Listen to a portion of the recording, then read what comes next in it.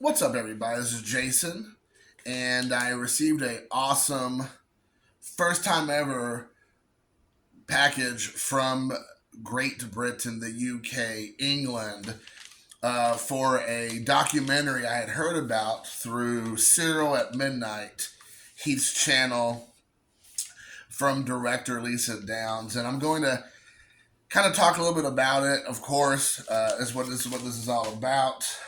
This is the movie itself. I have the opening title screen there so people can see it. But if you are a child of the 80s for sure, and of course probably the 90s as well, you would know the movie like the Flight of the Navigator. The documentary is life after the Navigator, and um, I think I've seen this on some streaming service over the last year or so, maybe Tubi, I believe.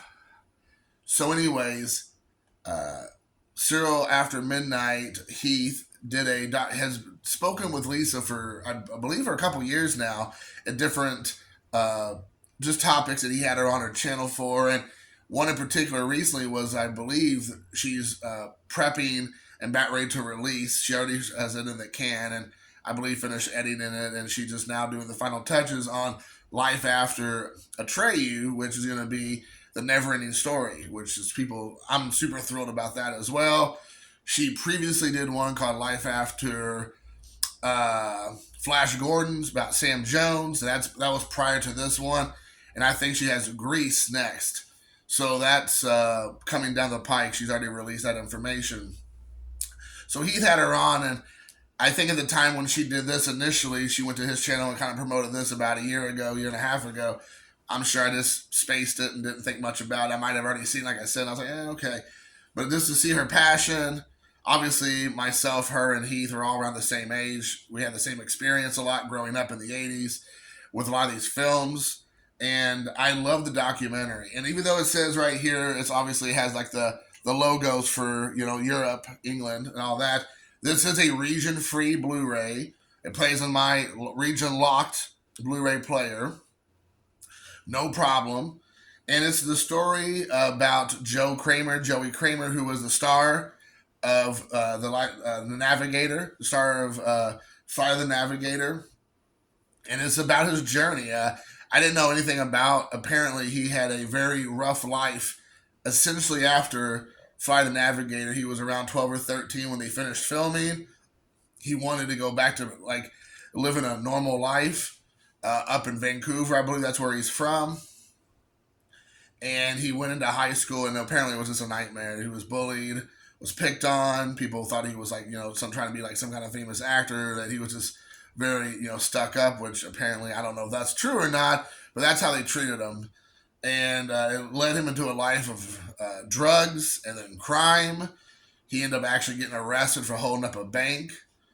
And that's what this is about. They actually catch him on the tail end of him serving his almost 2 year jail sentence for robbing a bank, I believe, again in Vancouver, and about his journey. And the cool thing about this is that she reached out to the director of the film, Randall Kleiser, and he still had contact with everybody. He lost contact with Joe Kramer, but he pretty much still could communicate with everybody else that was involved in the film. And so they were able to get everybody together, got the band back together, so to speak. Aside from Paul Rubens, Pee Wee Herman, he did not participate in this. They never discuss why or if why he chose not to, and it's neither here nor there. But he was obviously a very strong part of the movie with being the robot in on the ship. But anyways, they had the entire cast essentially bring everyone back, and it was really cool to hear their stories. So it's a documentary about the film, but a lot of it is like it weaves into the life of Joey Kramer. He was Joey kind of back then, but Joe Kramer now is the adult, and it was a fantastic film. I highly recommend if you are a fan of documentaries, if you're a fan of this movie in particular, Fly the Navigator, if you're a fan of kind of like a down and out, kind of like the life and the world has kind of counted you out, and then you come back and triumph over that.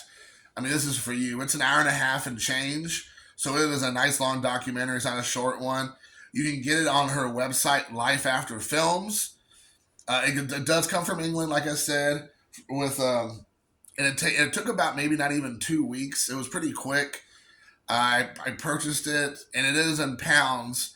But when I went to look at my PayPal, I think I paid, including shipping, including every the itself, the obviously the disc itself.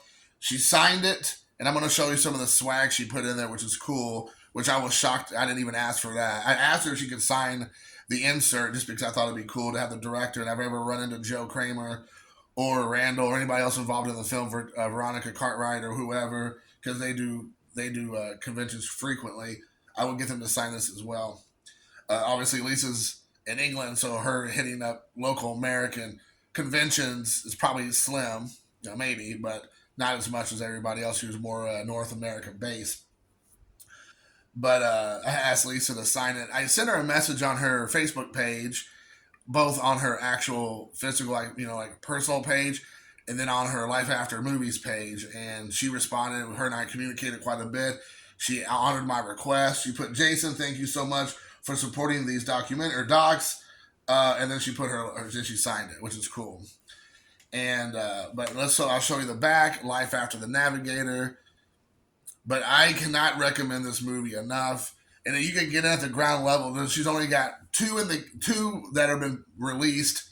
Atreyu's coming out in the next, I would think, couple months. I would assume sometime between now and probably more early 2024. And in Greece, I would assume also maybe coming out next year. So, and she's already said she won't say publicly, of course, I understand, that she already has 2 or 3 more in the pipelines, or either they're at a different stage of production. But Lisa's a really sweet lady. I highly recommend if you go to Heath's channel, Serial Midnight. I will put all the links, all the websites below, which you all know I don't normally do, but I'm going to do that this time because it deserves the exposure. And I know my channel doesn't get a whole lot of traffic, but if I can get one person turned on to Heath's channel, Lisa's work, buy some things off of Lisa and her website, and then it's worth a 10-15 minute video I'm doing. But anyways, I was gonna say I bought this. It came autographed, and then she threw a couple other things in there, and again shipping from England, and it was like $38. So I feel like most times you go to Best Buy or get a Blu-ray or whatever at any Walmart, Meijer, Target kind of place, you're spending between 20 and 30 anyways. So this one's signed. This one is coming, obviously shipping from England, and the insert was kind of cool. I don't know if she does this for everybody, so I don't want to say. Maybe because I reached out to her and was trying to be like a true fan, which I am. Maybe she threw a couple of things my way. So I want to show you what the inside looks like. First thing is it comes with a nice cool booklet right here. Collector's booklet, again, Life After Movies, which is her company, or at least the documentary series, I should say. I don't know if it's her company. And then here is the back of the little booklet, Life After the Navigator. And then there's a really cool booklet. You got Lisa there with Randall and Joe. And she has her own YouTube channel as well, so you can go to that, which I will link. As well as, like I said, Heath's channel. He have Joey Kramer, and then a bio about him. And then Randall Kleiser. I hope I'm saying that right. It is somewhat of a unique name you don't see every day, but I believe I'm pronouncing the last name correctly, and I apologize if I didn't. And then you have some more background shots behind the scenes shots, I should say, of the. And the other thing I was going to tell you is that I highly recommend looking at the special features. There's probably another 30 to 45 minutes, maybe more, special features that didn't make the original documentary, which also has some very fascinating behind the scenes stuff of the actors who just talked about their experience on the set, as well as just the cast and the crew talking about just different aspects of behind the scenes, or the movie itself, or just like their lives afterwards. It was very cool. There was there's a short film that somebody did, I think in 1988, that had Joe Kramer. That's kind of like a spiritual cousin to Life After the, or Night of the. I'm sorry. Flight of the Navigator. that Joe Kramer starred in as probably like again 14 or 15 ish, and that was interesting. It was shot on VHS, I believe, and so that was kind of cool, very nostalgic. So yeah, it was very good. And so here's a postcard that came with it. It says it's all about the journey home, and then there is a note here from Lisa. It says, Jason, thanks for supporting the film. Really hope you enjoy it in your collection. And then, of course, compliance, which, if you know the movie, that's definitely a theme throughout the compliance.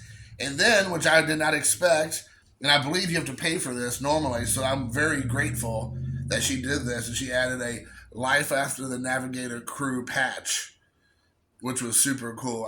I believe it's like $5 on the website. I did not ask for anything free. I was not like, hey, can you throw me some free stuff into the package? That was just out of the kindness of her heart to do that for a fan and for myself. So I sent her back a message already, just thanking her for her generosity and for the film. Of course, I loved it. But guys, I can't recommend the movie enough. If you're a documentary fan, you're gonna love this movie. If you're a fan of Flight of the Navigator, you will love this documentary / movie. You will not. There's all back in there. You will not be disappointed. So I highly recommend it. Definitely check it out. Support local, support independent filmmakers. Support people that are actually that's getting the money directly to them. It's not going to some studio somewhere, but actually, especially now with so much ways of filmmakers getting screwed out of their actual, money. Because a lot of times everything just, the way it is now, you just don't get the luxury of getting the money that you put into it back because of the streaming services we all have heard about where they get like pennies on the dollar. A lot of these, like especially independent people, they have to sell it. Like if they have to sell it or rent it or borrow or lend it out, and then they get, a little bit of money. And again, I don't want to make it sound like these people are poor and destitute and they need our money for that perspective, but it's, it's still their work. They're putting work together. Charles Band is a perfect example where he has released his films through other streaming services. Of course, he does it with Full Moon. And he talks about how, they hardly get anything back in their return, but it's trying to get the movies out there, trying to get people to see it. Try to bring traffic back to fullmoon.com or whatever it's called to get people to buy the physical media or toys or whatever, like swag. And it's the same idea is that, yes, you might be able to find this for streaming. You might be able to get it for free on streaming. It's possible. But if you can throw a couple 20s towards the filmmaker that goes directly, in this case, in her pocket to help her go towards the next project and know that it's quality film. I mean, it is fantastic. It's shot awesome. I mean, it's a really well done film. It was cool because she talks about, not in this, but I watched an interview she gave. I believe she gave it to, I don't know if it's her husband or boyfriend, partner, whatever the cool word is nowadays.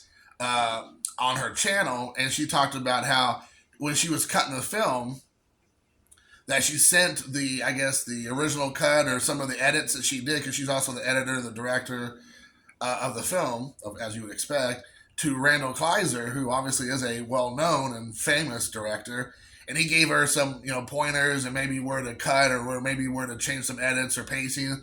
And it was just kind of cool to hear her talk about that because she's become, I would assume, friends with Randall, and it was just kind of cool to hear kind of like the behind the scenes of that, and you could tell it's really well done. Like she really has an affinity and a love for the film and for directing.